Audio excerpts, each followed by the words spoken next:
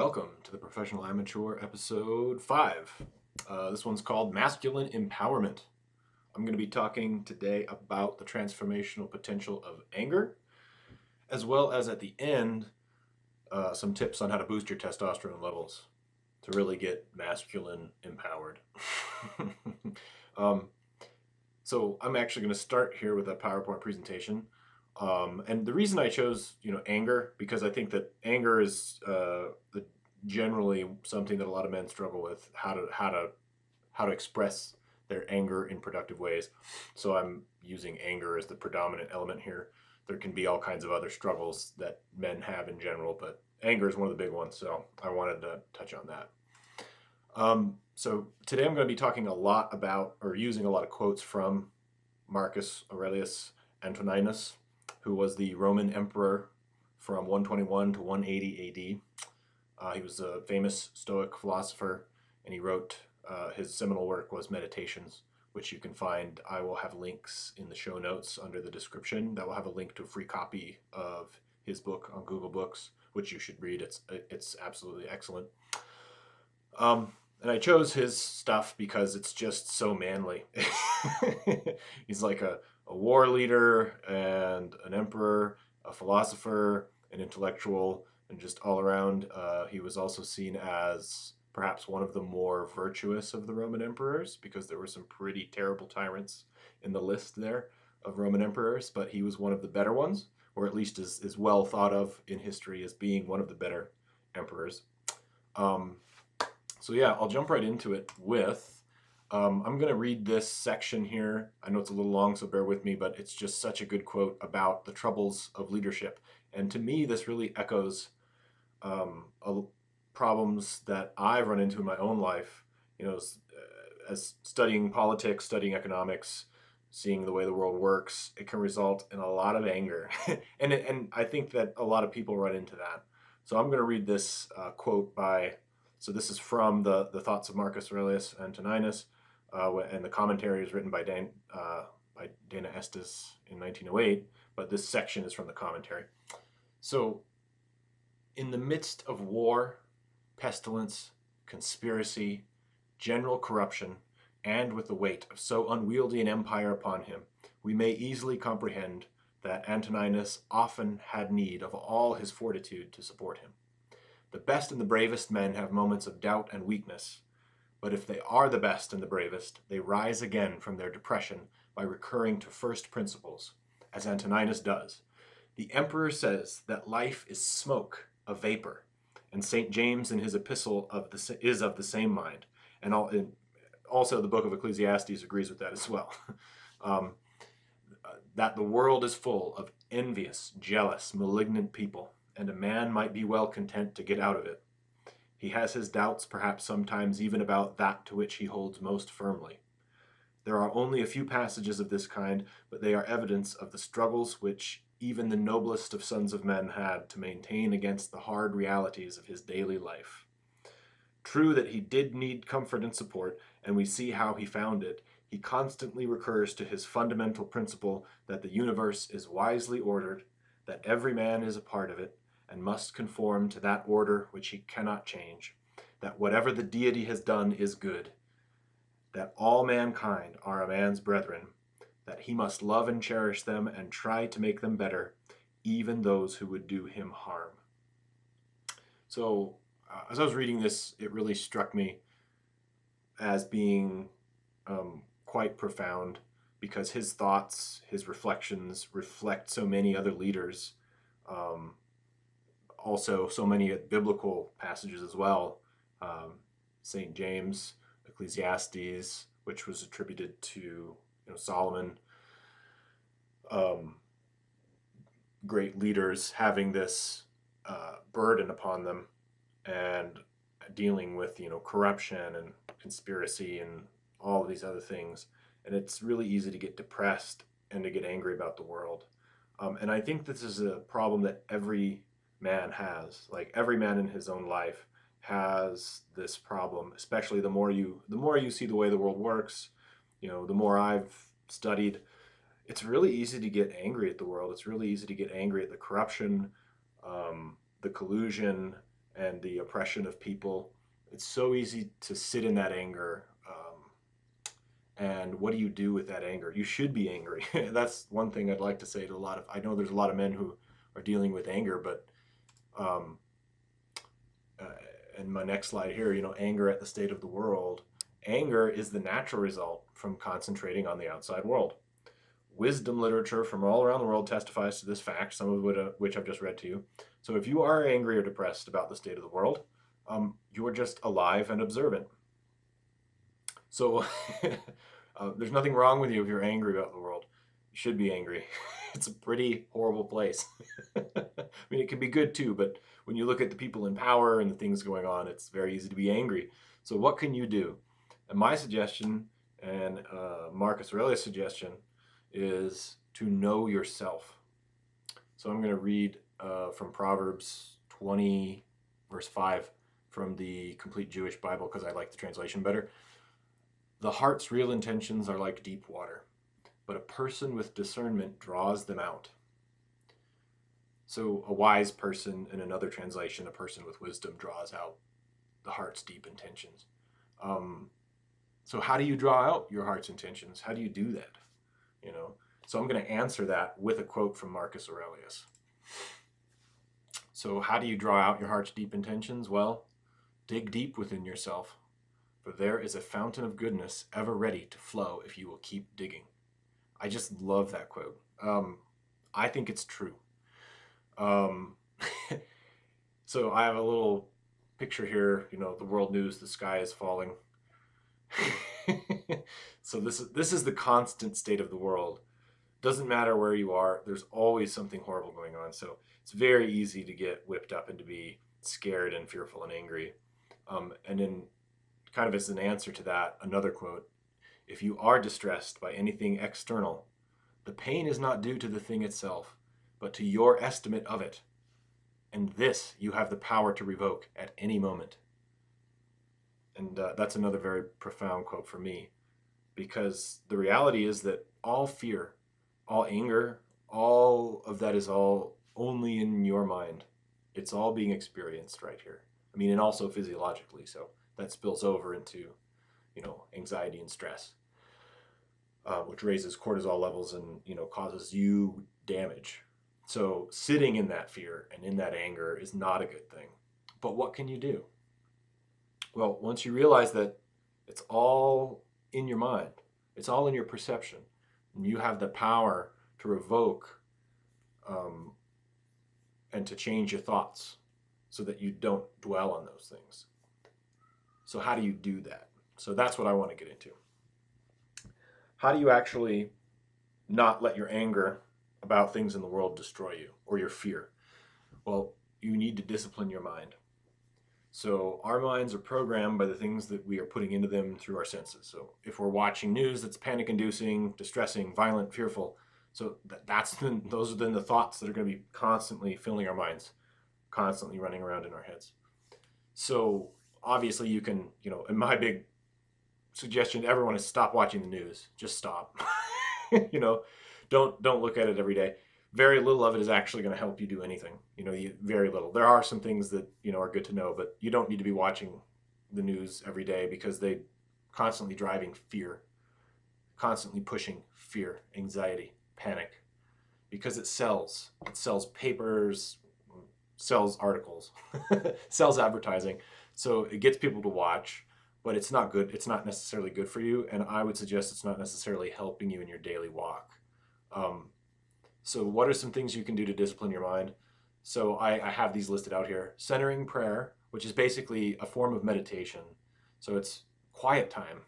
That's what it is. That's what I find. Both centering prayer and meditation are basically quiet time with yourself. I like to use that time to go on a walk in nature by myself, and also have breath work there.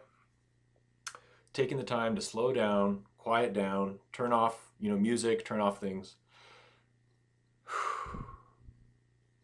and just breathe.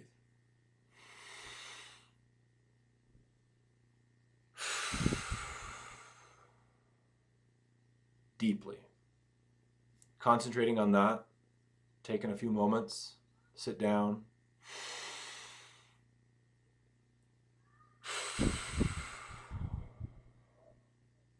Lowers anxiety levels, lowers, slows down the thoughts in your head. Even if you just do that right now while you're watching, breathe in deep, hold it at the top, let it out slow. Just doing that will change your mind. So my recommendation is pick something and develop a daily discipline of it. Spend time alone, spend time in the quiet. And meditation isn't about, or even centering prayer isn't about being in some Zen state. It's about just repetitively taking the time to be quiet and be alone. And when you do that, your mind unwinds. The thoughts in your mind kind of run and run and run and run, and eventually they do quiet out. And it does take some time. It takes some discipline, and it takes some constant, repetition. My daughter was out there pounding on the window, saying hi. So develop a daily discipline. That's key. And it doesn't have to, for me, it's like 20 minutes a day. Spend 20 minutes a day quiet, either walking outside by myself in nature or just sitting in a room quietly, which is impossible because I have 3 kids under the age of 8. So I have to go outside.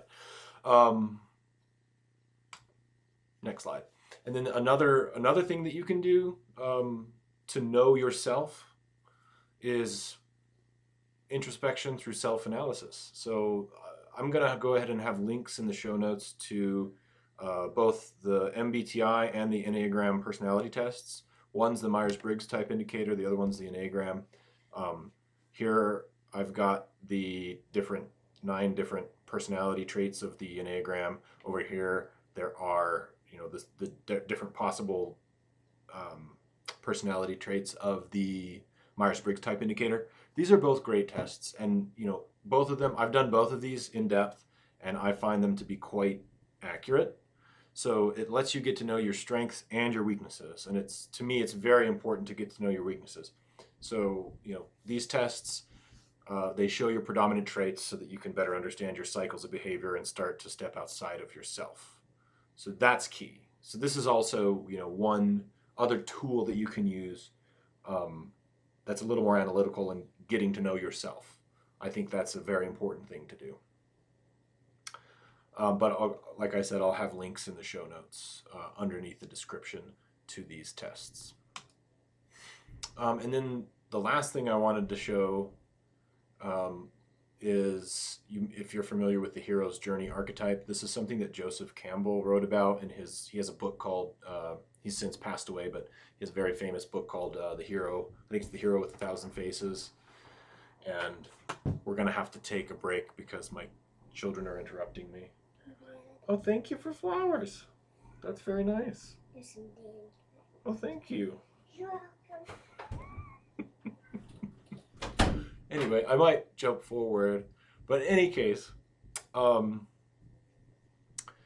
Joseph Campbell's hero's journey is something that's heavily influenced my life. It gave me a really good framework with which to analyze my cyclical paths in life, and I feel like I've gone on them several times. So you have kind of this, familiar. There's the familiar world, and then there's the unknown world. There's this call to adventure. And as you're moving through it, you're the hero in your hero journey. You pass the threshold into the unknown. You go into challenges and temptations. And you may have a helper or a mentor on the way. I never felt like I never really did in my life, but lately, that's changing. But then you descend into the abyss. And this is the danger spot. This is the danger zone. The abyss, where death and rebirth happen. Hi, kids. Here you go. More flowers? Yep. Thank you. You're welcome. Hope you dropped one. Thanks. Can you shut the door on the way out? Yeah. More flowers. But this general arc, it's something that's archetypal. So it's an archetype. So many heroes' journeys have this. The death and rebirth is a big motif. This is a Christian motif. Death, resurrection, deconstruction, and reconstruction. So it was through this model that I really began to understand that idea, that teaching that Jesus had about you have to lose your life in order to find it. Lose your life for my sake in order to actually find your life. And if you try to save your life, you'll lose it. It's confusing to think about, but this helped me kind of, I think, breathe a more practical reality into it for me. Um, when you're trying to save, when you're holding on to something too tightly, not willing to let it go, you can't grow. And that was something that I learned kind of applying my life's journey to this hero's journey process. So you must lose something of great value in order to progress into transformation. So a lot of times, you might have something that you're holding on to that you need to let go in order to move, to move forward and to progress in your own personal journey. And that can be anger. Anger can be the thing that you're holding on to that needs to be let go. So for me, one of the things that I went through was I had to lose my faith, completely in order to find a more real and a more mature faith. And that meant, a death and a rebirth. I meant looking into the abyss, dealing with nihilism and moral relativism and some of those, ideas that come into people's heads when they really lose hope. That was a necessary part of my journey. So it is in this abyss moment, in the abyss, where death and rebirth happens, where revelation happens. That's where transformation can happen. And here's where anger and fear can be transformed into forgiveness and compassion, and can go from deconstruction to reconstruction, or from death to resurrection. But I have to warn, this moment is critical. This abyss moment is critical, and it can be instructive or ultimately destructive. So it's a danger zone. So the abyss, where the death and the rebirth happens, where you're really losing hope, or you're really boiled over with anger, what you do with it, how you transform it is key. And it can be instructive if you let it be instructive, but it can also be destructive. And a lot of people, and I think a lot of men, lose themselves here. So many men lose their way staring into the abyss, and they fall into addictions and distractions to cope with these things, to cope with anger about the way the world works, to cope with fear, to cope with uncertainty. A lot of times when staring into that abyss, men will just lose their way. They'll lose their soul and just sort of go into existing in a state of hopelessness. And a lot of that includes just being mired in boredom and addictions, I believe. I think that's part of the challenge. So for me personally, and that's all I can talk about is my personal journey, I had to stare into that abyss in order to find my own inner strength, to decide to fight to make the world a better place instead of just complaining about how bad it is. And I think every man in some way faces that journey, faces that abyss. And your abyss, might be completely different than my abyss. My abyss, was my own personal abyss. But I think every man has their own personal abyss. And this journey really helped me because it's cyclical, right? You have death, you have rebirth, you have transformation, you have atonement, you have forgiveness, and then you return to where you came from with fresh eyes, being able to look back and see the same place where you grew up, the same place where you were a child, but see it from different eyes. For me, eyes of forgiveness, eyes of compassion, instead of eyes of anger, instead of eyes of fear, of anxiety. And that's the transformational hero's journey. So I wanted to leave that with you. I'll also have some links to Joseph Campbell's work in the show notes if you want to check that out. It's a helpful metaphor for me. I think it could be a helpful metaphor for a lot of men in order for you to help frame your story, because you have to tell your own story and kind of frame it in order to understand it. And this is just a helpful metaphor for doing that. So if you write out your life's journey, where are you at in your life's journey? I've been to several different abysses and resurrections in my life, and I think everyone does that at some point when you really look back and you think about it. So this is the moment where anger can be transformed. And for me, my anger about the way the world worked, about politics, about finance, about the corruption, all of those things, they can make you very angry, but take that anger and let it burn, but then don't be angry at other people, but let the anger at lies and corruption and collusion and whatever horrible things are going on in the world, let that anger make you burn yourself. Like, look back, and if you're mad at lies, how are you lying in your own life, and how can you stop? Burn off the dead wood, burn off the dross. Use that anger can be a place where it burns off the dross, it purifies if you allow it.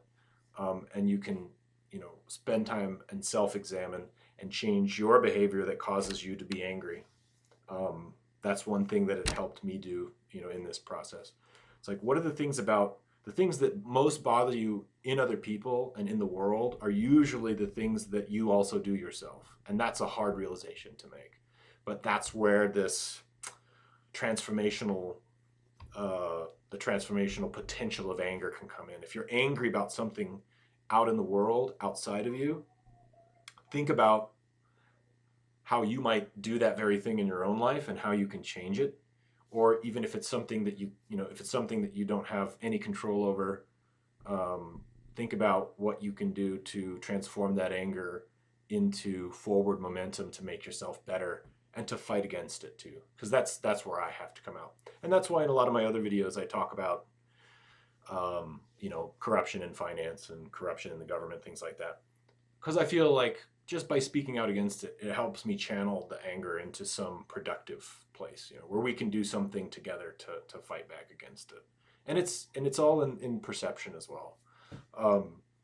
You can get out a lot of that anger in productive ways too. So anyway, I'm going to go ahead and go to the last slide and then transition into a little bit about testosterone. So the last slide I'm going to leave you with is, that's my quote, true power comes from within. And a final quote from Marcus Aurelius: it is not death that a man should fear, but he should fear never beginning to live. And this one really inspires me a lot. So when you look back on your life, you shouldn't be afraid of dying. You should be afraid of what you didn't do. You shouldn't be afraid of dying. Everybody's going to die. We're all going to die. None of us are going to make it out of this alive. But what you should be afraid of is what you didn't do in your life that you wanted to do. And that should help motivate you, to push forward into pursuing the things that you find worthy in your own life. So that's it for my PowerPoint slide. So I'm going to get out of that PowerPoint slide and jump into testosterone levels, because this still has to do with masculine empowerment, I think. So there is a generational decline in testosterone levels, or at least it's been observed. So this is a study that's in Endocrine Today, or Endocrinology Today. During the past 2 decades, testosterone levels in American men have rapidly declined. This information comes from a long-term prospective study that evaluated changes in serum testosterone on a population-wide basis. And this study was published in the Journal of Clinical Endocrinology and Metabolism. I will have this linked in the show notes to where you can go and read it. Now, I'm not going to get into all the details, but it's independent of age. It's independent of a lot of factors. They don't really know why it's happening, but it's happening. So they're saying the researchers concluded that the decline in testosterone does not appear to be attributable to observed changes in explanatory factors. So they can't explain it. They don't know why this is happening, but American men their testosterone levels are dropping generationally at an alarmingly fast level. So I can't tell you why. There's all kinds of speculation as to why that is. But what I do want to do, instead of speculating as to why there's this generational drop in testosterone levels, let's talk about how you can increase your testosterone levels. So this is an article from theartofmanliness.com, which is a pretty funny and interesting site. I enjoy it. It has some really well-written stuff. And in this one, he talks about, testosterone week, how I doubled my testosterone levels naturally, and you can too. Basically, this stuff, I will go ahead and, there'll be a link to this as well. And if you're interested, go ahead and dig into it. I'm really only going to touch on 2 things here. So what do you do to increase your natural testosterone levels? You you need diet, exercise. So he's got bullet list here. Eat a balanced diet, supplement, exercise, don't overtrain, get better sleep, manage your stress, avoid xenoestrogens and other testosterone lowering chemicals, have more sex, and take cold showers, possibly. So I'm not going to talk about all this stuff, but I do want to talk about exercise. So obviously, healthy, balanced diet, better sleep, low stress. These things are going to improve your testosterone levels. But one thing you can do that really boosts testosterone levels is weight training. And that's what I do personally. If I can come to it here, exercise. Here we go. So lift weights. So it's use compound lifts, squats, bench press, deadlift, shoulder press should be your main lifts. Exercises that work large muscle groups are associated with higher increases in testosterone. Studies to prove this. Um, don't take each set to failure. So don't go until you can't, don't lift until you're failing and can't lift anymore on every set, maybe just on the last set. Rest for more than a minute and less than 2 minutes between each set. So I don't like, I just lift. I have some free weights that I use that are kind of heavy. And I do, I do a little bit of weight training, 3 times a week or so. Or just anytime I'm bored, if I'm bored or if I have any anxiety or anger, I like to go lift heavy weights, and it gets rid of anxiety. I mean, you go pick up heavy things and haul them around your backyard, and whatever anxiety you had or whatever uh, will just disappear within a few minutes, because you doing something tactile really helps you get out that energy. And then HIIT training, HIIT training, high intensity interval training, is another thing that's been proven to boost testosterone levels. And that's where you basically do short, intense bursts of exercise followed by less intense recovery period. So if you want to look into that, studies have also shown that increases your testosterone levels. So along with a lot of other generally good health advice, doing high intensity short burst activity, like doing a wind sprint, like running fast as you can for 50 yards and then stopping, doing 10 push-ups, and then walking it off for a minute, and then do it a couple more times. Getting those bursts of adrenaline and those bursts of high intensity gets your blood pressure really up, dilates your blood vessels, and also is shown to increase your testosterone levels. So, and then the other big thing is don't overtrain, don't overdo it, because when you overdo it, you if you go to extreme exhaustion, you're actually doing more damage than if you're just being more moderate. So don't hurt yourself either. But in any case, I'm gonna have a link to this article about boosting your testosterone levels, because I think that does matter. I mean, it's a big deal. I think that a lot of guys feel disempowered and helpless and like victims because of how crappy society is, and it is in a lot of ways. But there's a lot of simple things you can do in your life to help you feel better. And for me, weight training is a big deal. Like, it helps me to feel so much better about myself, boost the testosterone levels. So I'll go ahead and leave the link to that in the show notes. And that's all I've got for today. Thanks for listening, and I will see you on the next episode.